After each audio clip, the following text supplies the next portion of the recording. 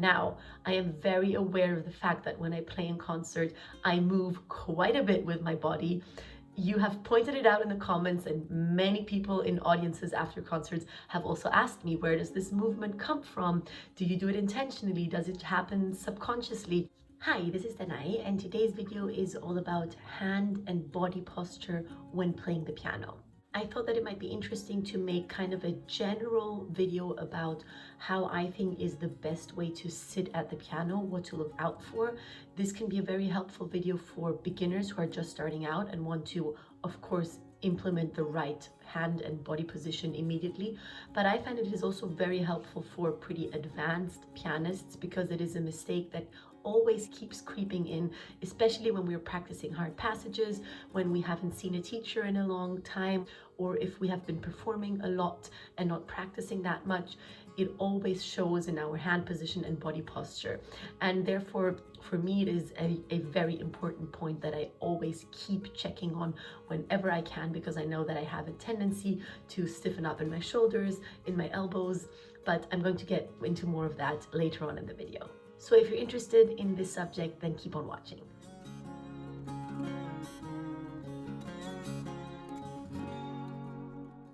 So the very first thing that I want to mention is the shoulders. The shoulders should be relaxed and down. It doesn't help anyone if your shoulders are up here. It is something that totally happens when playing, and sometimes you cannot help it, and if it's just a little bit, it doesn't matter that much. But generally, your shoulders should be released, relaxed, and down here. Not like this, because this stops the entire flow of strength going through your arm and ultimately ending at your fingertips.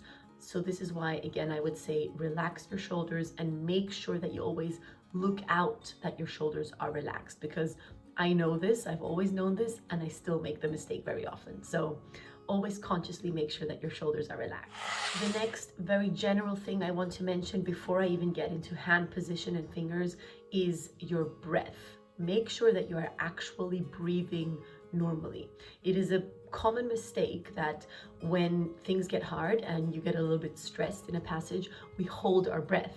And of course, this only makes things much worse. The blood stops circulating. We kind of just tense up and hold it in without even noticing. It happens subconsciously. So make sure that you keep breathing, that you have a steady breath, and that it helps you in order to master all the difficult passages. Now, talking more about the actual hand position, I think the most important thing is that when you put pressure on 3 key points in your finger, the finger can withstand that pressure. So let's say I'm taking that second finger. First point is here, this joint. The second one is here, and the third one is the knuckle up here. So each finger has these 3 points: here, here, and here, here, here, and here, here, here, and here. And when I started playing the piano, I actually practiced exercises such as just playing one key and then just putting some pressure. So for example, if I'm talking about this finger, putting some pressure here, making sure I can withstand, putting some pressure here, making sure I can withstand, and putting some pressure here and making sure that I can withstand. All of that while making sure that my wrist is relaxed. So why am I mentioning these 3 points? Obviously, these 3 points make up the half circle that your fingers form when pressing the keys. And it is important that all of them can withstand pressure, because that means that your fingers are quote unquote strong and the muscles are activated in order for you to create a loud and clear and brilliant sound without using anything that is going to hurt you and is going to make you cramp up or tense up. It can be possible to play something with a very flat finger as an effect, but generally a flat finger is not going to get you anywhere. You need to have this kind of a position.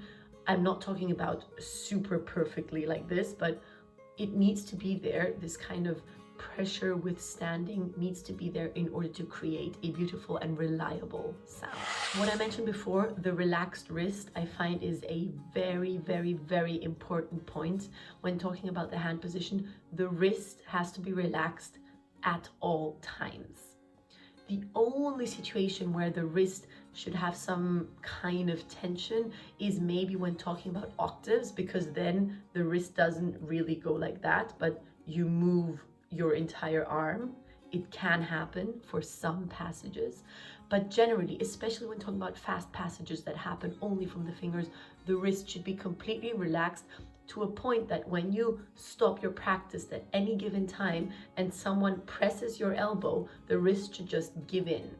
It should just give in because it is so relaxed and it can move at any given time during your practice. This is why also when you watch my exercise videos, you see me often putting my wrist up and back down. This is just to make sure for myself that my wrist is relaxed whenever I'm doing these exercises. Now going further back to the elbow. The elbow is a bit of a controversial point, I find, because there is one school teaching that it is very helpful to have the elbow out because it kind of relaxes. It's like a release, like me putting my wrist up. And then there's another school, which is more the school that I come from, which teaches you that the elbow should be very low when playing the piano and always down here on one level with the wrist and not go outwards. Now, I think there is no right or wrong. Definitely both techniques work. That is very proven because there are very successful pianists using both of these techniques. What I will say is that no matter where your elbow is being positioned, make sure that it is relaxed. That's what is important.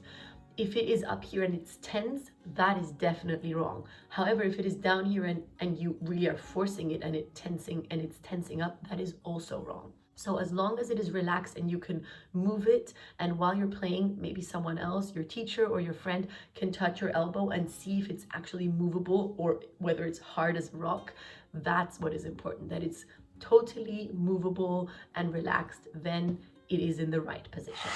Now, talking about how far you are sitting away from the piano, that is quite an interesting point.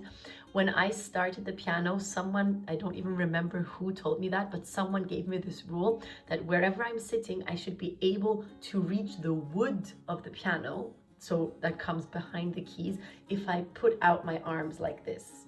They said that is the perfect distance away from the piano. So I did that for quite a while. Now I obviously don't check it like that anymore. I just do whatever feels good to me. And also this is kind of a thing of preference. Some people like to sit very closely at the piano, some further away.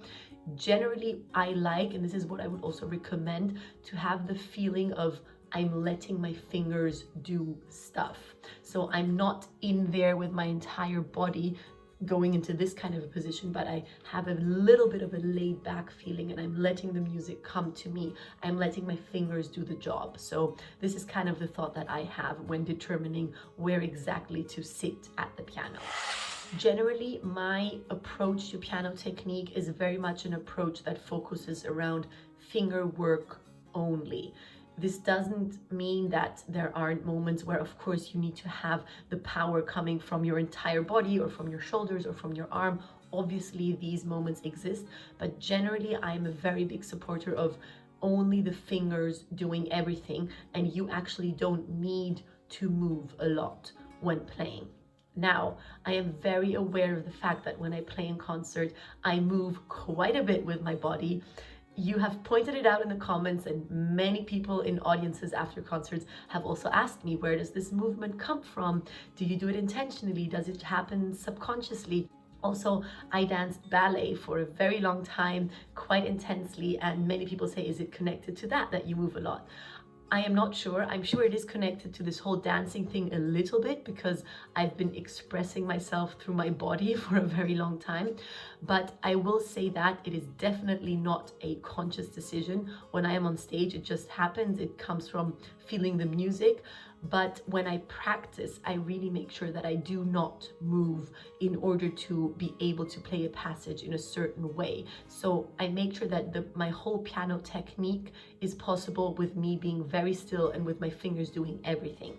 And when I go on stage and the special moment happens and I move a little bit more, that doesn't really matter because it doesn't influence my technique. My technique is there without my bodily movements. One last thing I want to mention in this video about general hand position is the distinction of forte and piano in terms of how you press the key. Because my teacher told me that quite early on and I had never thought about it that way. In my mind, how to play forte was somehow to put more weight on the key, and how to play piano was to play it as softly as possible. But he actually told me, think about it that way. Playing a forte note simply means pressing it at a very high speed. Playing a piano note simply means pressing it at a very low speed. And that for me was kind of a revelation that really helped me, because it meant that in order to play forte, you don't need to be a particularly heavy person that has a lot of weight and muscle to put into it. I'm kind of a petite person, so I always felt like, does it mean I can't play forte? No, it doesn't. Forte simply means pressing the keys very quickly. That's what produces the fast sound. The hammer hitting the chords very, very quickly. So I thought that was pretty helpful. And I think it is a thought that also influences your technique. And also the piano, how to create a magical, incredibly soft pianissimo sound by pressing the key very slowly. It's not about softly. You can totally have your muscles activated and create a brilliant sound. It's just about pressing it down slowly. So I hope this advice is as helpful to you as it was to me. I hope that you enjoyed these general thoughts about hand position and body position concerning piano technique. These definitely are thoughts that accompany me in my everyday practice. And as I mentioned in the beginning, I always have to remind myself of certain points when it comes to hand position and body position, because it is something where mistakes can happen so easily. So I hope you enjoyed it. Let me know what you think in the comments, and add anything that you might find important that I missed. And I'll see you again in the next video. Bye.